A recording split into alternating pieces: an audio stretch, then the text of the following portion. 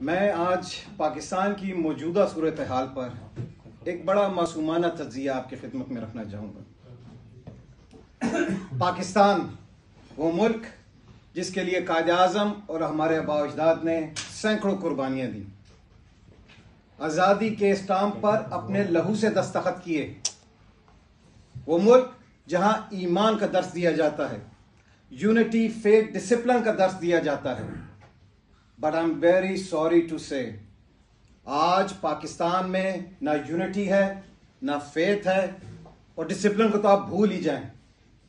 آج پاکستان میں ضمیر فروشی کا بازار گرم ہے، ضمیر بیچے جا رہے ہیں، خریدے جا رہے ہیں، اپنی جھوٹی انا کی خاطر دین اور دنیا کے سبھی قوانین پامال کیے جا رہے ہیں۔ غریب پس کے رہ گیا ہے، غریب میں اتنی سکت نہیں کہ وہ کہہ سکے اور لوگوں میں لٹ گیا، میں برباد ہو گیا، لیکن ہمارا بھٹو آج بھی زندہ ہے، ہمارا شیر آج بھی غرا رہا ہے، ہمارا ڈیزل آج بھی ٹینک فل کروا رہا ہے، لیکن عوام کا احساس کوئی نہیں کر رہا۔ یہ ہے آج کا اسلامی جمہوریہ Pakistan.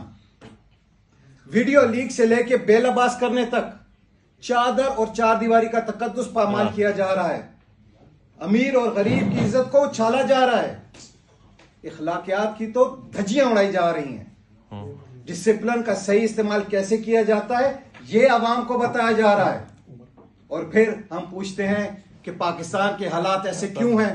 Why Pakistan is facing such consequences? This is the Islamic Republic of Pakistan. ان چوروں کی سیاسی سوچ کیا ہے؟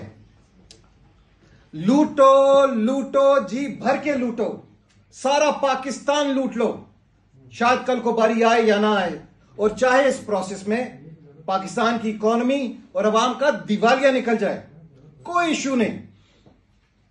آج پاکستان کی یہ تصویر دیکھ کر قائد کی روح کو کتنا سکون پہنچ رہا ہوگا کہ نہیں؟